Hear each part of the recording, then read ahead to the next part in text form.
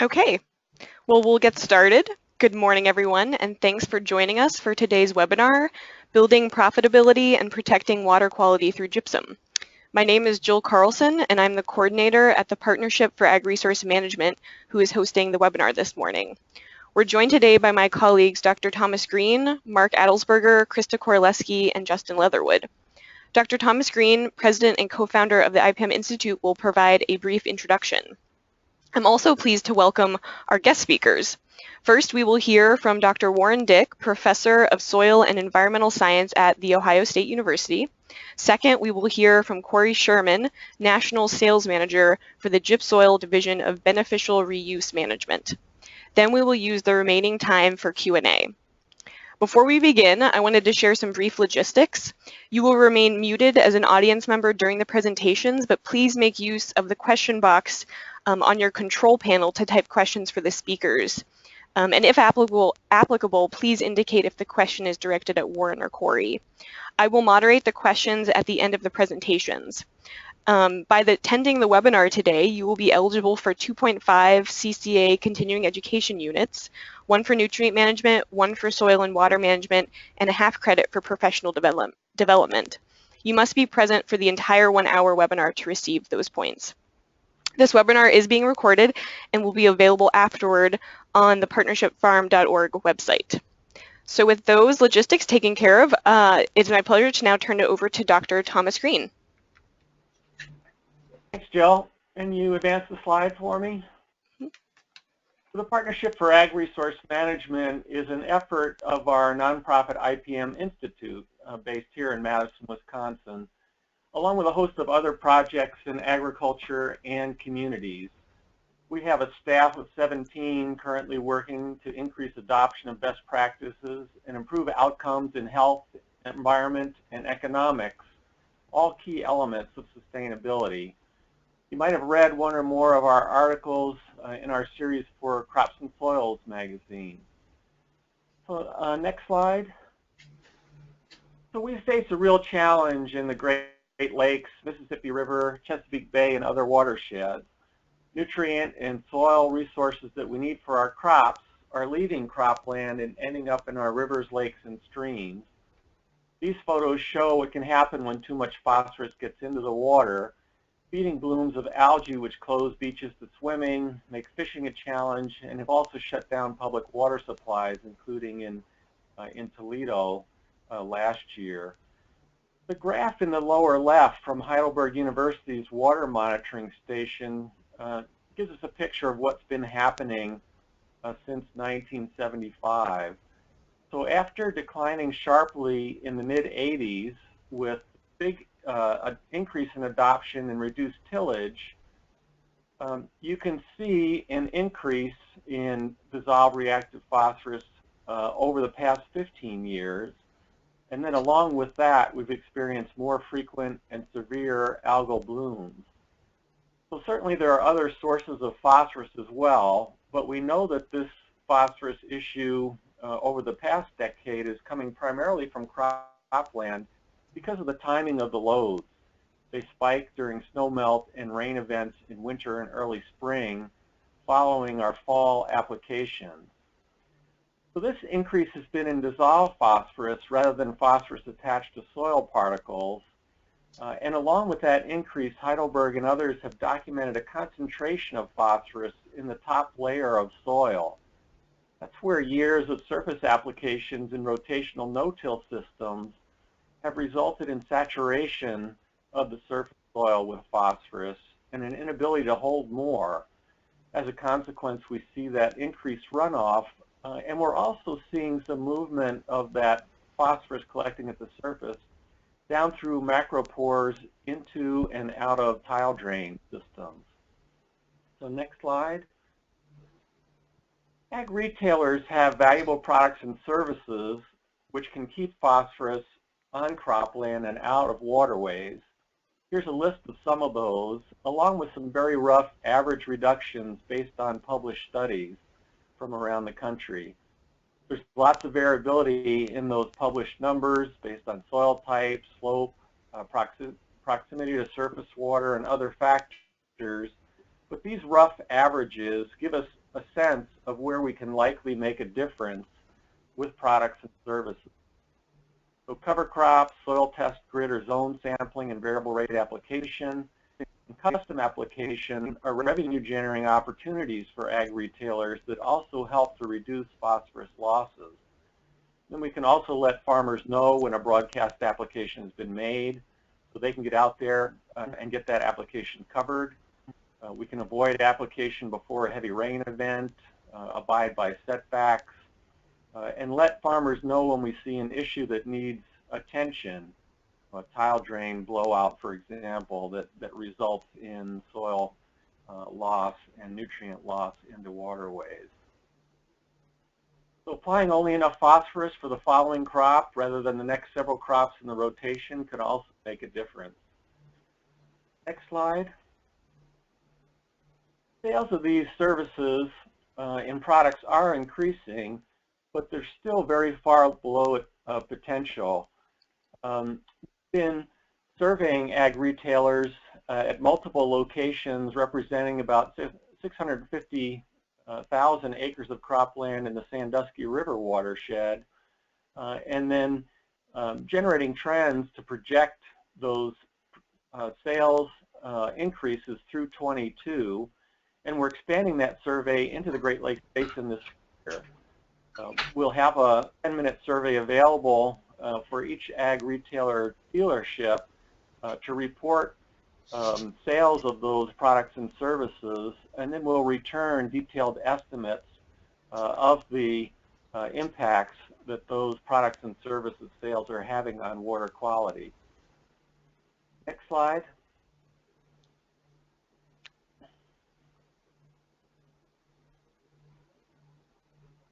So here we see some graphs illustrating what we're talking about. So the top graph is acres using cover crops, and this is from our survey results in the Sandusky and then projected for the Western Lake Erie Basin. And so we measured those acres sold from 2011 through 2014, and then we projected out through 2022 if we continue that trend line for increase in terms of how many acres we'll get out there.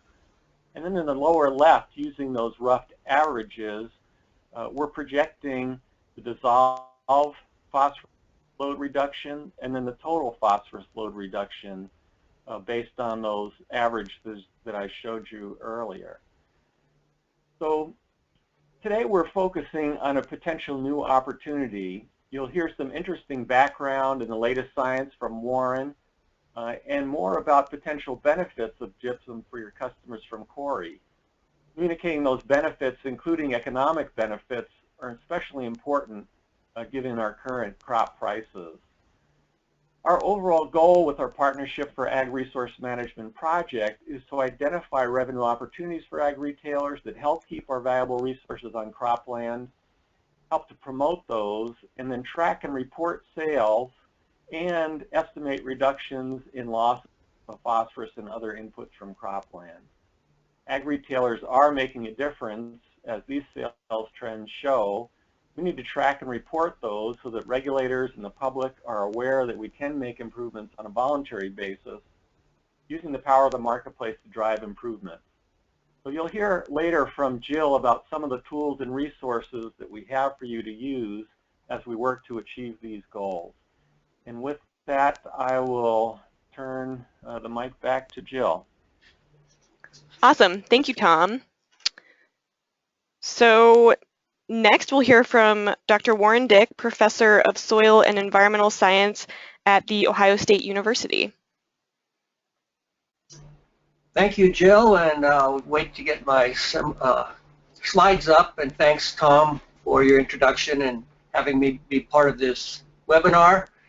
And my responsibility this morning is to give you an overview of what gypsum is and a little bit about its chemistry and why it could have some benefits, and then I'll summarize a little bit of the research that we've been doing here at Ohio State University. And do I have the ability to change slides? I don't see that. Yes, I just gave you mouse and keyboard control. Not yet. Not showing up.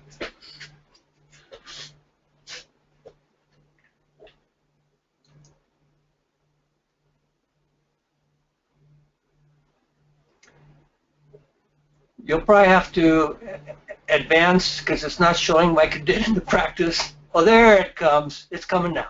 There we go. I see it now. All right, so these technical things, just little blips. What is gypsum? It's a very soft mineral. It's calcium sulfate, has 2 waters. It's a well-known mineral, actually. It's been around for many, many years. If you drive off the water, you can, and then you'll have what's called plaster of Paris. It's moderately water soluble. It's 200 times more soluble, however, than lime. So it's not like a calcium nitrate fertilizer, which immediately goes into solution, but we call it a moderately soluble material.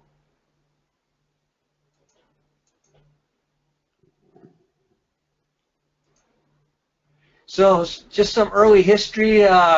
Like I said, it's not a new material. It's been around for many years. Benjamin Franklin and George Washington actually commissioned studies on the use of gypsum in the colonial periods. It was one of the only few soil amendments available at that time. Manure, and then gypsum was another one. It was imported from Nova Scotia.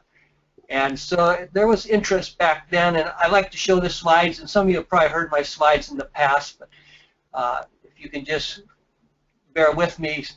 Benjamin Franklin, one of our great scientists, he had spelled out on the side of a hill using gypsum. This hill has been land plastered, and it would green up these letters, and as farmers would ride by in the horses and buggies, they would read this, and it was a natural advertisement for the use of gypsum.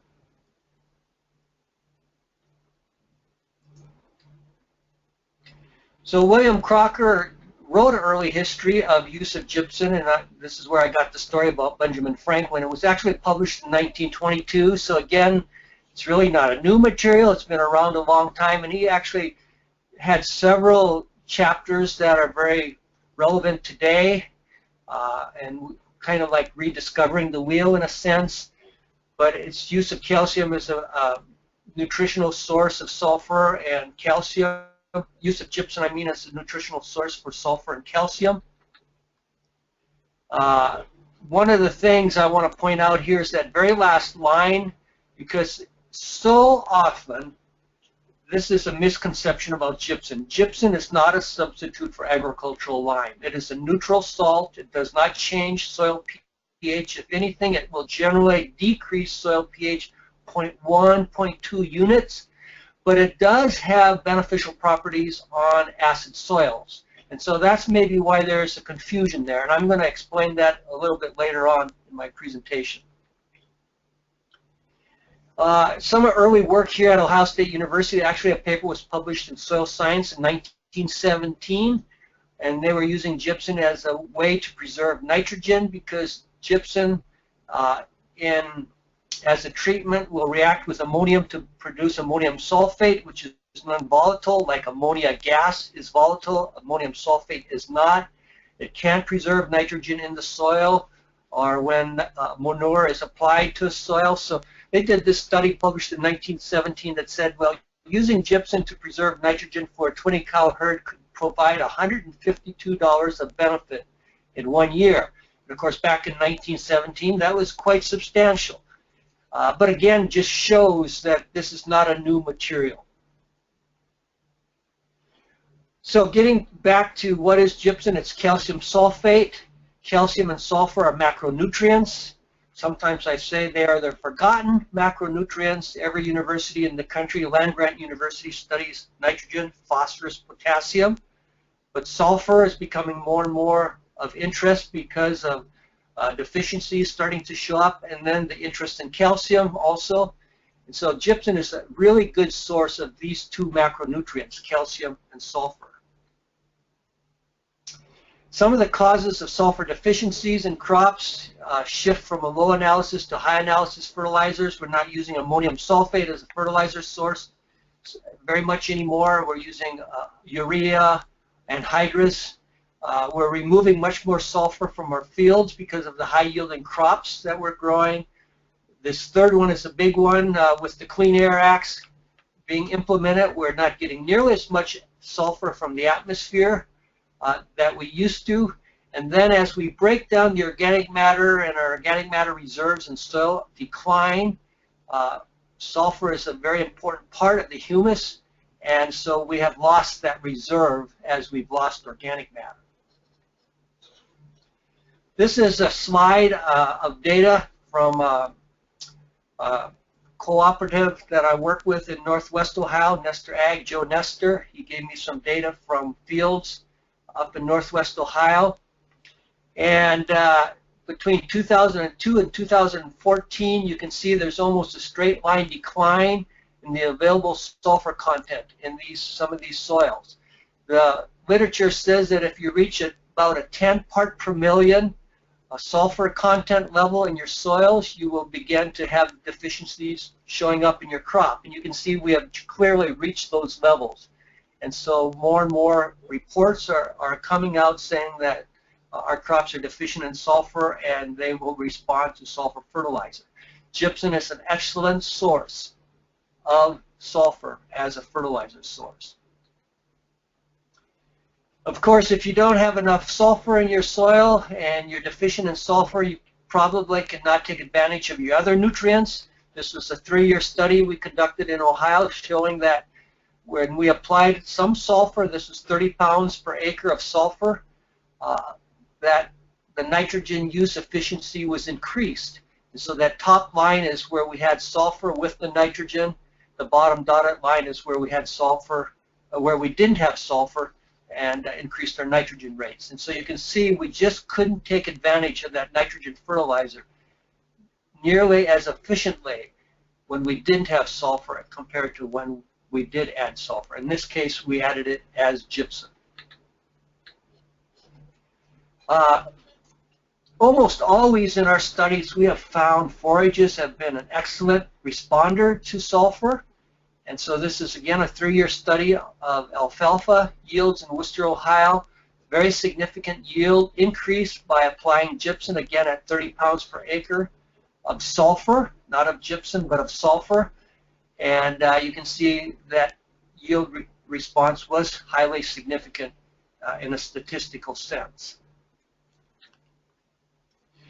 Now, what I'm showing you here is a typical pH profile for a brown soil in Ohio. You go down in depths. 20 centimeters is 8 inches, 40 centimeters is 16 inches. As you go down in depth, the pH of the soil profile becomes acidic.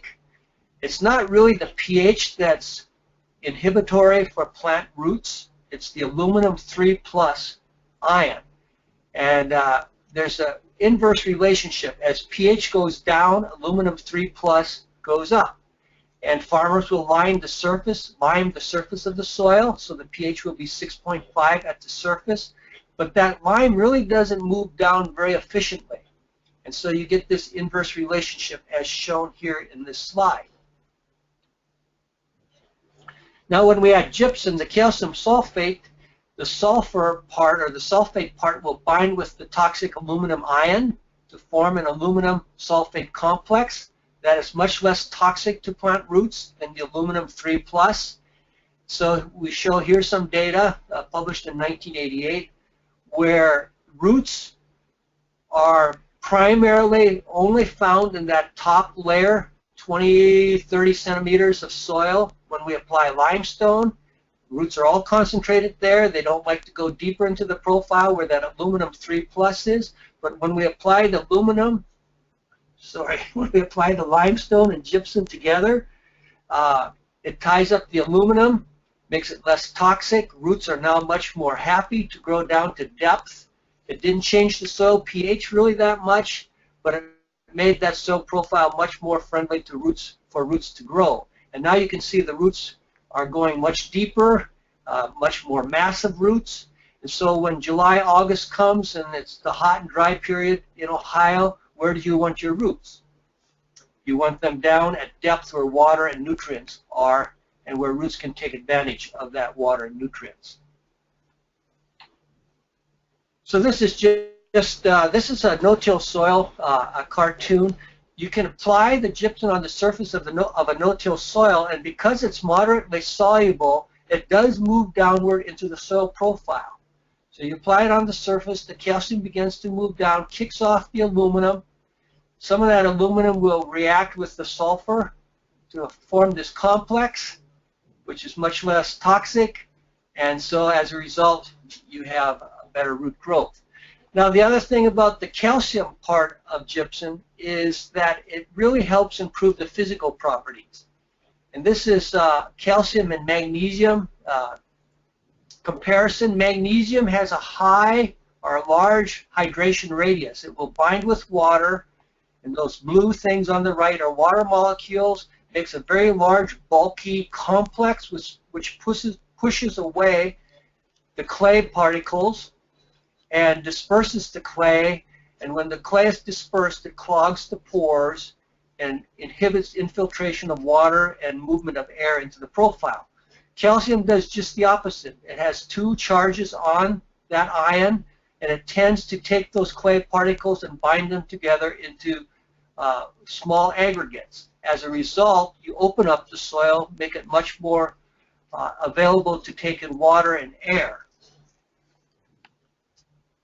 So this just shows, this is from a work that Daryl Norton did in Ohio using an Ohio soil.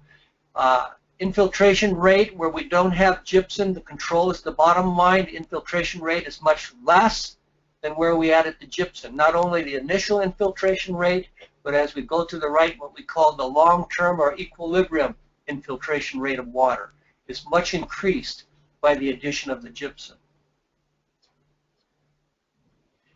Tom already mentioned about the water quality, so the last part of my presentation is going to be about water quality. We have short-circuited a lot of the interaction of the water with the soil in Northwest Ohio with our internal drainage, tile drains, and so as a result, the water really doesn't have a chance, and the nutrients have as much of a chance to interact with the soil matrix as it used to. And so water can find a macro pore, go to the tile drain, out into the ditch, and then into the rivers and lakes. I want to give that as a background as far as what is causing some of the issues in Lake Erie. Another one that's been proposed, and I thought you might find this interesting. In 1985, the pH of rainfall in Ohio was about 4.2, 4.1, 4.3, very acidic. In 2012, that has increased to about 5 or even above 5. And we know phosphorus, even from our initial introductory soil science courses that we teach here at Ohio State University, is much more available at the more neutral pH. So we think, this is just a hypothesis, we're doing research at this time, that as our acid rain problem has been solved, we may have mobilized some of that phosphorus that's on the surface, especially under a no-till situation, made it more available to move into our surface waters and into our tile water. So the last part, I'm going to talk about a study we're doing in Northwest Ohio. This is the Maumee River Basin that's located in the Northwest Ohio and parts of Indiana and Michigan. We had two specific objectives: to look at gypsum as a way to reduce phosphorus loading. One was to demonstrate at a field scale the practical application of gypsum to reduce phosphorus loadings, and then to assess typical on-farm management practices to document or demonstrate the best agricultural practices to take advantage of the gypsum to enhance crop yields. So I'm going to go from laboratory to plot scale to field scale to show how gypsum can affect this phosphorus issue.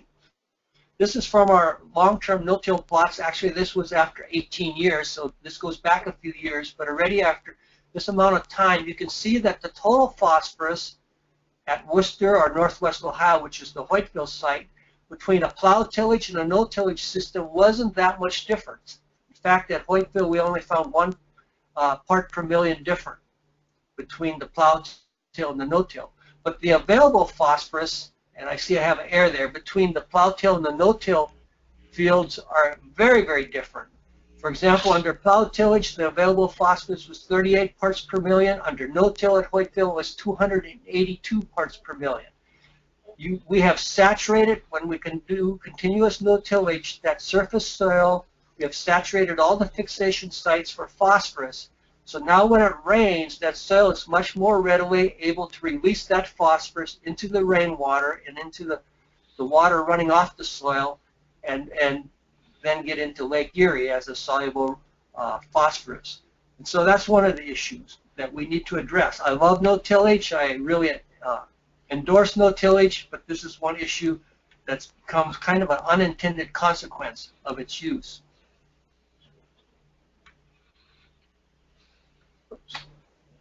So what we did is we took some of these soils and we just mixed them with gypsum in the laboratory, and then immediately extracted them after allowing 30 minutes of reaction time. And you can see where we have gypsum versus where we did not have gypsum. We have reduced the soluble P concentrations that we have extracted anywhere from about 29–30% to more than 60%. A very significant reduction by this addition of gypsum. Gypsum, the calcium binds with the soluble phosphorus, precipitates it, keeps it on the soil where you want it. You don't want it in the water running off. It keeps it in the soil, but it maintains its availability for plant uptake, crop uptake.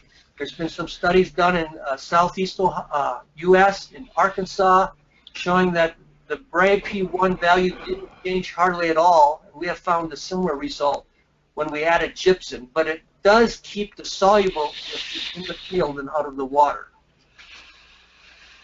This was plot scale research by Daryl Norton, where he did a rainulator study with gypsum and without gypsum, 1 ton per acre of gypsum applied to the soil. Runoff was decreased because we opened up the soil. The water was able to infiltrate much better.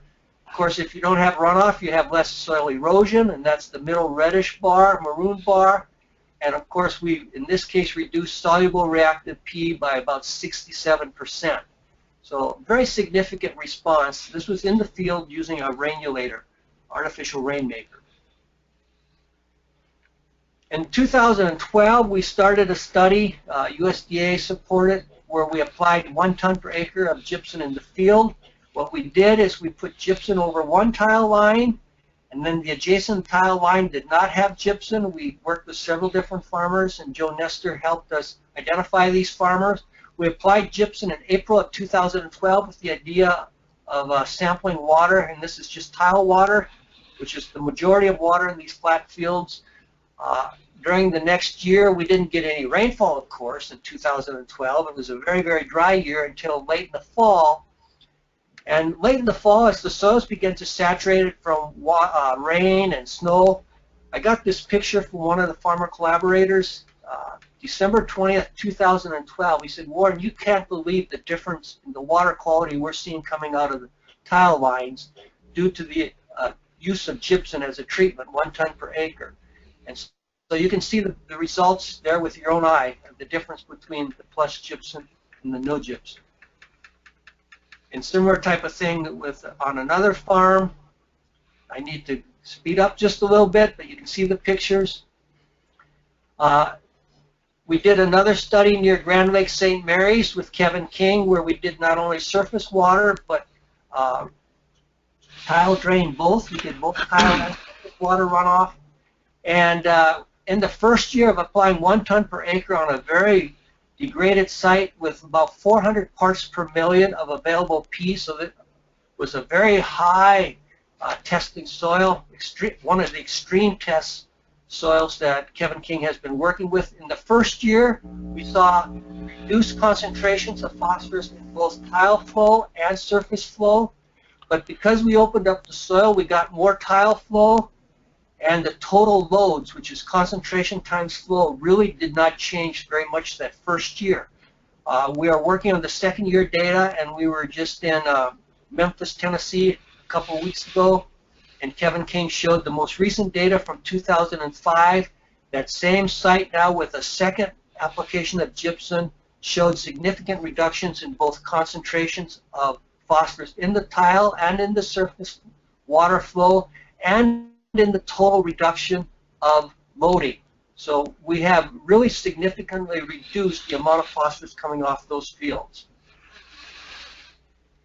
How long, another question we get with gypsum, well, how long does that effect last? You can see this is a very noisy graph, but at about 2%, 0.2% every day that goes by, we do lose some efficacy of that gypsum as far as affecting phosphorus. So in 1,000 days, we're losing about 20%. So it started out about 45% reduction on average when we first applied the gypsum. After about 3 years, it's down to about 20% reduction. I show here 36% reduction. This was through 89 events through June 29, 2015. So in that range there of reduction is what we're finding. We're trying to fine-tune this data to get more specific recommendations and results. One last slide here. A lot of people ask, well, what about the heavy metals? We have worked on heavy metals over and over and over again. The gypsum that we use is usually from synthetic gypsum from coal-producing power plants. It's usually very pure. We did a study using earthworms as bioindicators. We found hardly any effects anywhere on any of the sites as far as where we added gypsum versus where we did not add gypsum on heavy metal accumulation in the earthworms. And we compared it with a mine source. So it's these gypsum sources that are being used are very clean, and they're an excellent source of gypsum. There is a national standard that has been approved for use of gypsum by the USDA. Several states now have also come out with their own standards. We have a bulletin that has been highly circulated that we published out of Ohio State University in 2011. And there's a community of researchers now across the U.S. that are looking at gypsum. When I started, I was like one of a few working on gypsum. Now I think this community has something like 119 scientists across the country and really across the world looking at gypsum as a soil amendment. And these are two publications. You can get these if you follow up. It gives the website. If you, after the webinar, you can download these. Conclusions: gypsum as an agricultural amendment can provide multiple benefits, including improved crop production, reduced soil erosion, and reduced phosphorus movement off of agricultural fields. This leads to a win-win-win situation. Thank you. Thank you for listening. Awesome. Thank you, Warren. So I will let you, Cory, bring up your slides. So yeah, next we'll hear from Cory Schurman, National Sales Manager for the Gypsoil Division of Beneficial Reuse Management. Well, thanks, Jill. Can you hear me okay? I can. Perfect. All right. Well, gosh, Warren, thanks for doing such a good job of explaining gypsum and what they do, and thanks to all the work you guys do there at Ohio State, and thanks to IPM for letting us be a part of this webinar and realizing maybe some of the things that gypsum can do. You know, I do a lot of meetings across the country and talk to a lot of growers, and you know, you listen to them. Why do we use gypsum? What do we see on our farm? And some of the things, and I listed them here, where growers talk about, you know, improving their root development, and if you can break some of the cohesion, some of the tension in the soil by reducing magnesium, you can improve root development, you can improve soil balance, specifically a lot of times base saturation levels and getting better ratios in the soils. Water efficiency, you can get that water to soak through those soils and go into your soil reserves, where in the summer times, a lot of times when you're drier, that water can come back up through and feed our crop in those dry times too. Compaction is always a big thing that a lot of growers talk about, and, you know, and if we can reduce that compaction, they can get better root development, they can get deeper root development. Biology is part of everything we do in agriculture, and so a lot of times if you can create more aeration in those soils, you create a better environment for those microbes. You know, NPK efficiency, and it's from several different ways, but a lot of times just, you know, losing less water out of those fields. You're losing less of our nitrates out of the water. We're less soil runoff. We're losing less of our phosphorus numbers, leaving those fields. A lot of guys like gypsum because of what Warren said. You're supplying an available sulfate form of sulfur to those crops, and does an excellent job. And due to the water solubility and the fineness of FGD gypsum, you are able to do a really good job of supplying those crops with sulfur. And of course, yield's always the bottom line. Everybody's always trying to push yields and do a better job. I had a farmer many years ago tell me a farmer's best crop is always next year, and I think that's the way a lot of farmers think. They're always trying to do a better job. In improving nutrient cycling, where you're maybe getting a little more efficiency or effectiveness from maybe manure applications, and maybe we're doing a better job of breaking down those previous year's residue.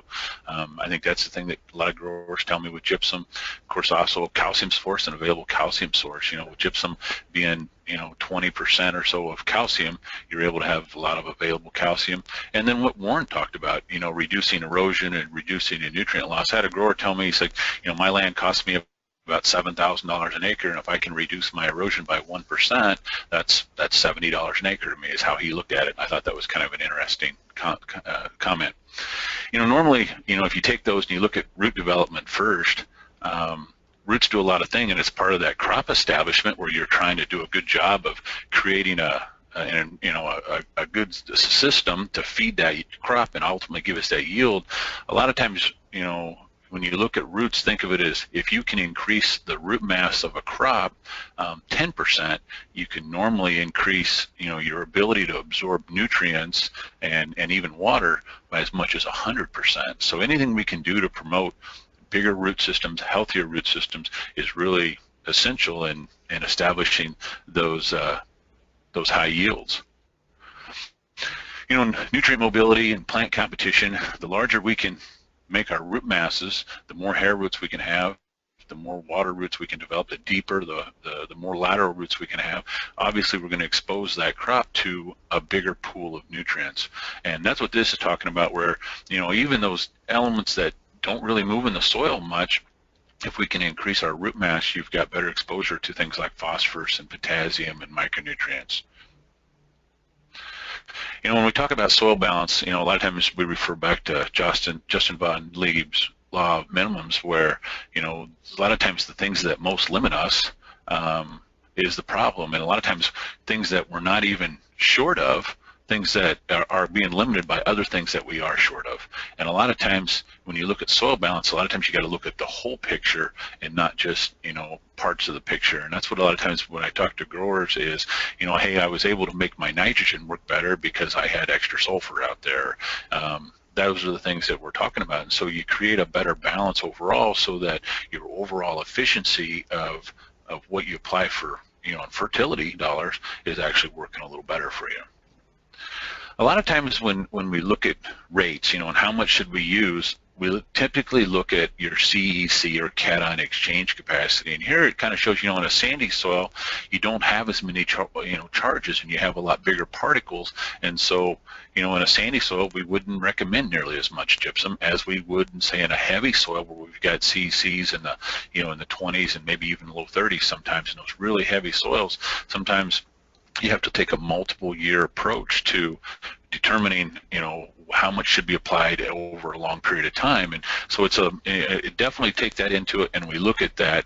And then a lot of times we look at these base saturation numbers, and a lot of times I think growers don't necessarily understand base saturation, but what it is it's the proportion of, typically your calcium, your magnesium, potassium, hydrogen, another one that's in there once in a while, sodium, within that CEC. So it's the proportion, or it's the mixture, I guess you would say, of these cations within your CEC is what base saturation.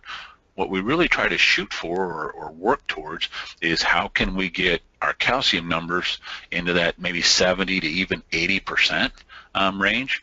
How can we get our magnesium numbers, below 15, even down to 10? 12 is kind of the sweet spot that I always kind of shoot for with that. And how can we a lot of times get potassium?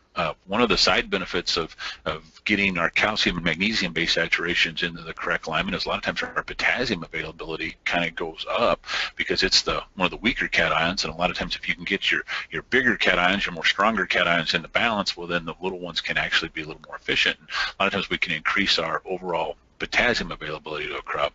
And then a lot of times trying to flush sodium out of those soils. There are a lot of sodic soils. Gypsum's one of the best ways there is to reduce sodium levels in soils and make those growing conditions and growing environments a lot better environment. When you look at cations, a lot of times what you're trying to do is you're trying to create aeration is what you're trying to do. And so the heavier and larger these ions are and the greater the charges, the greater that ion's preference by soils and these organic colloids. And so what you do is, and Warren did a good job of showing that there on a slide where he talks about how the clay, it becomes flocculated. And so what we're doing is we're aerating those soils, and we're improving that ability of that root to get through that soil. We're improving the water to go, soak down through that soil, but at the same time come back up through that soil when we get dry, and you're improving that ability for that soil to have better aeration so that microbiology can develop and do what we want to have happen out there.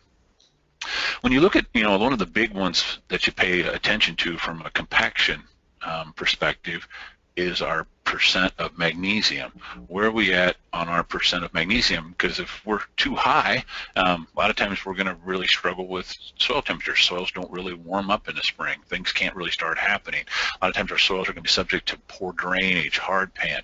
A lot of times we struggle with available calcium. Sometimes you've got good calcium levels there, but boy, the magnesium's pretty dominant, and so it struggles with the availability of that calcium. And same with potassium.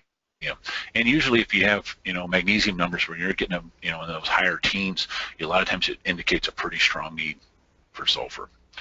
When we talk about results of gypsum, and there's a lot of growers and a lot of conditions, a lot of times I refer to an economic study that we did, or that Ohio State did for us, and where they talked to 294 growers in 17 states about gypsum.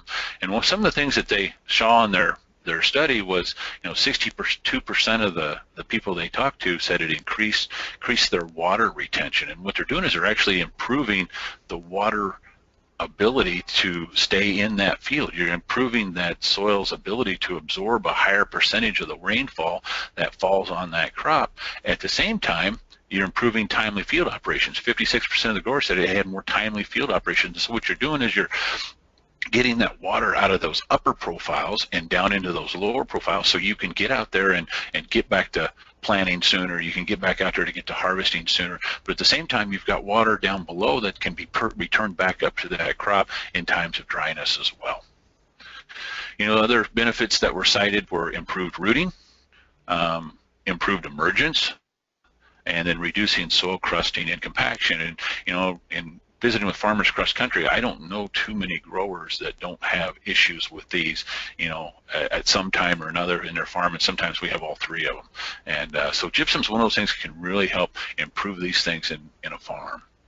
When you look at compaction, I made a couple notes here. A lot of times, think of it this way, in most of what we grow for row crops, the rooting pressure of that root pushing through that soil is around 300 psi. And if you look at a penetrometer that measures compaction, well, the red line is at 300, and there's a reason for that. It's because that's you want to keep your soil cohesion, your compaction below that. And a lot of times when we get soils that have high magnesium base saturation levels, you can be really, really, in excess of that. And a lot of times if you're seeing hard pans, where roots go down so far and then they can't go deeper, they tend to turn and they go laterally. That's a lot of times what that is magnesium's part of that. Sometimes it's also, tillage does some of that. But with gypsum, we can kind of tend to start breaking that up, and you could get those soils more flocculated, more aerated, that we can get that better root development that we're after. Another one is water. We talked a lot about water efficiency, and Warren talked about how much water leaves the field and runoff and tile drainage. And I put it into pretty simple facts in that a lot of when you look at 200 bushel corn, it requires approximately about 22 inches of rain or so.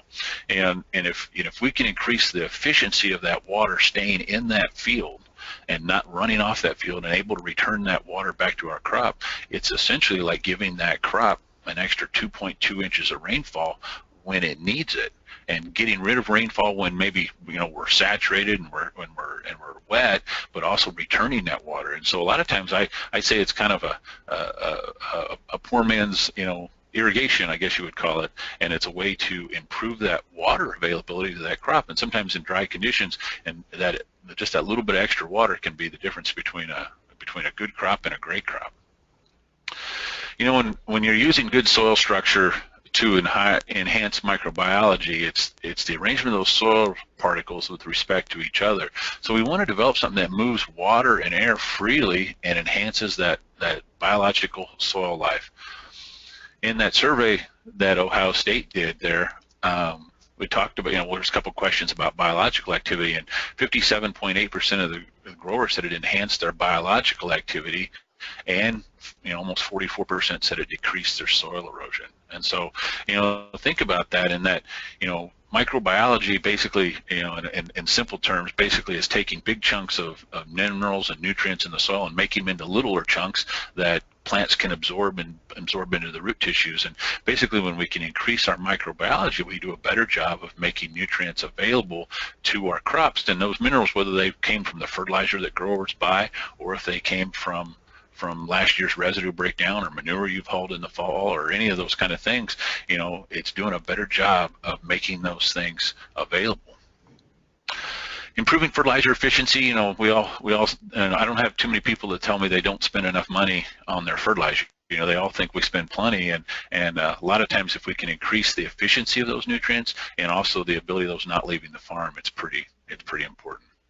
And you look at nitrogen, and you look at phosphorus, and you look at potassium, there's a lot of things we can do that affect the availability of those nutrients to our farm that are far in excess of maybe even the amounts that we buy. And so I think a lot of times with gypsum, we can affect these different things in our fields and do a better job of making those fertilizer dollars that we spend just give you a better return and making them work a little bit better. When we talk about sulfur, that's a big one, and Warren talked on it a little bit. Sulfur in livestock feeding operations, it's just really important because two of your amino acid formations come from the ability of sulfur, and so a lot of your protein levels come from sulfur. And I get a lot of growers that tell me, well, I'm getting 1% better protein in my corn, or my relative feed value of my alfalfa is up 30 points, and things like that. Sulfur is not real mobile within the plant, and the roots take up sulfur as the sulfate form. And sulfur moves from water to the leaves. It builds into organic compounds, and that's, and these organic compounds move anywhere proteins are being made within that plant. And then sulfur gets locked up once the proteins, are made within that plant. One of the things I always point out to growers is a lot of times when we see those yellowing in take corn, you see those yellowing in the lower leaves. Well, that's nitrogen deficiency, and as that new growth needs nitrogen, it can't get enough for the root system, it'll rob it from those lower leaves. But sulfur can't do that. Sulfur isn't movable within the plant because it becomes locked up, and so when it needs sulfur, you'll see yellowing in the new growth in the upper part of the plant. So yellowing down below is typically nitrogen. Yellowing up in the new growth up above is typically sulfur, things to look for. Yields are always important. You always look at that. And in their survey, they saw, legume growers, alfalfa guys talking about, a 10% increase in yield, and corn growers talked about a 7% plus yield increase in corn. And so, you look at the economics of what gypsum costs, and you can pay for an application of gypsum pretty effectively just in yield alone. Looking at that, I threw this slide in here because it talks about there's a lot of stuff in our residue, and we a lot of times don't think of that. If you look at a 200 bushel corn crop, we get about a ton of residue for every 35 bushels, so we're getting about 5.7 ton of residue left behind, which gives us quite a bit of nitrogen and quite a bit of phosphorus and quite a bit of sulfur. But how do we effectively realize a higher level of that? A lot of times when we look at corn on corn, we don't consider nitrogen credits, we figure nitrogen deficits. And a lot of times if I can use gypsum, maybe I don't have to figure the nitrogen deficit, and maybe we can do a better job of keeping some of that nitrogen more available to that crop for the longer picture and for the next year. Calcium, we talked a lot about sulfur, but you also have to realize that gypsum has a calcium component in it, and calcium is important in plant growth because it gives us that constituent cell walls, helps with standability, don't have the lodging, gives you that connective glue and cell wall expansion. It really helps in new growing points and root tips and improving that root development, and it really aids in nitrogen absorption. So keeping that calcium available is really important. So how do you apply gypsum? It's an interesting product. It typically has a moisture level of about 8 to 12%. It can vary from different sources around the country. We haul it a lot of times in what we call end dump trailers, where you dump it in the field. Walking floors is another way to do it, side dump, and my favorite is belt trailers. It typically applies really well in anything that you apply lime with. It's a bulk product. Ideally, when you look at the equipment to apply it, you want like a stainless steel box, because it's a slippier side. It tends to slide a little bit better because of the moisture content. Gypsum can bridge a little bit. You want to make sure that you keep the sides as steep as you can have. That's typically what lime spreaders have, and then with a wider chain or belt. Typically, we like to see at least 20 inches wide. And then if you have like any rust in there, you want to make sure you scrape that off, brush that off, and then maybe put like some subplate over that or paint that. That's a good thing. And then as far as spinners, you typically get a lot better spread pattern if you use like a twin spinner. And a lot of questions come about when should I apply it, and because gypsum is water soluble, you can typically put it on anytime. We have alfalfa growers that put it on in between cuttings. I've had guys with row crop spreaders that can go out over top of a growing crop and spread gypsum for sulfur deficiency within a growing crop, and it works pretty well. But you can typically apply it any time that you're not going to cause damage to that soil or crop. So if you're not creating run over crops or creating compaction, we can put gypsum on pretty much any time. Because it's water soluble, you don't have to incorporate. We got lots and lots of no-tillers that really like this product because of that, and it's a way it can move down through that soil profile. At the same time, you can till it in. It absolutely hurts nothing to do that. So it works both ways. It's very flexible in that matter. We get a lot of growers that start hauling gypsum to their farms, in the summertime already, and getting material out to their fields, and so it's there when the crop's taken away, that it's right there to do it. A lot of times you just want to make sure you store it at least a couple hundred feet away from any stream or drainage. You want to tend to pile that to a peak because it's a very small particle. Water is a bigger particle that typically run right off of it. And we've had growers store it in their fields even for more than a year and still use it, and it works just fine. So in conclusion, improving that root development, improving that soil balance, improving water efficiency, reducing some compaction factors in our soil, making better environments for biology and microbes to live, making the most of our fertilizer dollars that we spend, supplying available sulfate, sulfur, of course improving yield and pushing those, and giving us better nutrient cycling with what we put out there as far as nutrients, supplying available calcium, and then what Warren talked a lot about, reducing that erosion and nutrient loss. So that's all I have, Jill. Awesome. Thank you so much, Cory. I think we're all very fortunate to get all this information on such a timely topic packed into such a short amount of time. We do have a bit of time for a couple questions, so please enter your questions into your control panel question box on your screen if you do have any. I have a couple to get us going. How about for either Warren or Cory, what would be some of the characteristics to help us ag retailers determine which fields would see the most benefit of a gypsum application? Well, I'll maybe answer that one, Jill. A lot of times when I look at a field, and let's say a farmer has 4 fields and he can put gypsum on one field, and a lot of times I'll look at the fields that tend to have the highest magnesium base saturation. I'll tend to go with my CECs. If I've got CECs, my sandier soils, a lot of times I don't target those first, but I look at my CECs where I'm in my loams and clay soils, and maybe where I have these higher magnesium base saturations and something is that I tend to target first. I will tell you from a yield perspective, I get a lot of growers that will tell me they get their biggest yield returns on soybeans and alfalfa, and so a lot of times if I've got fields that have equal problems and one's going to soybeans and one's going to corn, a lot of times I'll target the soybeans first. It obviously works very well on corn crops, but the soybeans really tend to give a big bang. Okay, great. We are getting a lot of questions. How about, can gypsum run off the field with high moisture? I'll let you answer that, Warren.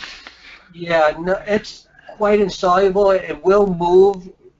We do see, of course, more sulfur and calcium in the water when you apply gypsum, but actually, unless you go to very, very, very high levels, we really aren't concerned about sulfur or calcium in water. In fact, a little bit of extra calcium in water is usually considered a good thing.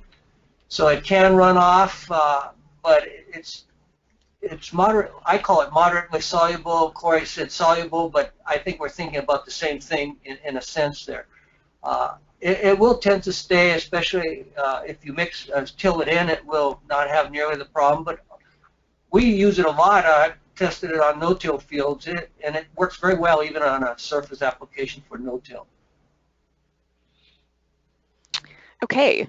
I'm getting a lot of questions just about general gypsum availability. So how widely available is gypsum for agriculture, and where would ag retailers be able to find gypsum? Well, as a sales manager, I love those questions. You can always call our 800 number or look at our website, www.gypsoil.com, and you can get in touch with our sales reps, and they can help you, find a source that's close to you. But, it's one of the things that Gypsoil has been able to do is get really good sourcing of gypsum really across all of the Corn Belt and throughout the area. And so give us a call and look us up. Each situation's a little bit different, but we have many sources that we can pull from, and we have many barge locations that we ship it to. And so just get a hold of us, and we can gladly help you work that out. Okay, great. Let's see. Maybe we can fit in one or two more questions. We have a question. After a pipeline is put into the soil, what is your recommendations for healing the soil? Okay, yeah. We have here at Ohio State had several meetings already with people concerned about pipeline installations on soils in cropland. And one of the things that people are saying that we should test is the use of gypsum. You're actually disturbing the soils quite severely by installing these pipelines. Some of these are 44 inches diameter, so they're very big. And some of them there's 2 in one trench. And the equipment, if the soil is in proper condition when those pipes are going in, you can have compaction and that sort of thing. So we're looking at gypsum and organic material, manure, either alone or in combination, to really help bring that soil back to life after installation. Okay, great. Well, in the interest of time, let's do one more question and then we'll wrap up. How about, do we need to worry about sulfate leaching through the soil as we increase porosity? We've looked at that. Actually, the initial response or problem that we were getting is, well, what if you apply gypsum in the fall? Is it going to leach out so quickly you don't have it in the next spring? Again, the word is moderately soluble. It's not like calcium nitrate, which is like table salt, essentially. It immediately goes into solution, and when the water goes out of the soil, it will carry the nitrogen with it. Gypsum and the sulfur in the gypsum is not that way. It will move with the water, but it is not that soluble. It will exist. It will stay in the soil and and feed the crop. But we really have not seen it to be a problem. We actually applied in a coal mine set situation much higher rates than we've ever recommended for agriculture, and even in those cases, we really didn't have concern about the sulfur moving out. Okay, great. Well, in the interest of time, I would like to wrap up the Q&A. I want to thank our speakers, Dr. Warrendick and Cory Schurman, for joining us today. Really fantastic information. So just to wrap up, as Tom mentioned, we do have resources available for free for ag retailers to help them promote and sell those beneficial products and services that benefit water quality. So the first, on the left, you'll see our updated PLOS reduction handbook, which is featured on our website and is available free for download. And within this handbook, you will find reference and marketing fact sheets for products and services, the PLOS reduction wallet card, an order form, and an NRCS approved sample nutrient management conservation activity plan. This handbook is intended for ag retailers and customers to improve awareness of those products and services that can reduce phosphorus losses from fields. And then on the right, you'll see our PLOS wallet card, which is available. You can order them, stacks them for free from our website, which is on this slide. And this can serve as a handy conversation starter for ag retailers or even soil and water conservation district folks. So that I also want to recognize our current participating ag retailers. If you are an ag retailer in the Great Lakes Basin in particular that is interested in participating in our partnership to benefit your business and water quality, please don't hesitate to contact me. And finally, I'd like to acknowledge our funders and our collaborators that made this webinar possible, in particular, the support of the Great Lakes Protection Fund and the National Fish and Wildlife Foundation. Just as a reminder, please look for an email about an hour after today's webinar with a webinar evaluation so we can continue to put on timely and great webinars. The webinar recording will be made available on our website, so for those of you that joined a bit later, you'll be able to see the whole webinar. And I just want to thank you all for joining us today, and we hope that you all have a safe and joyous holiday. So thanks again.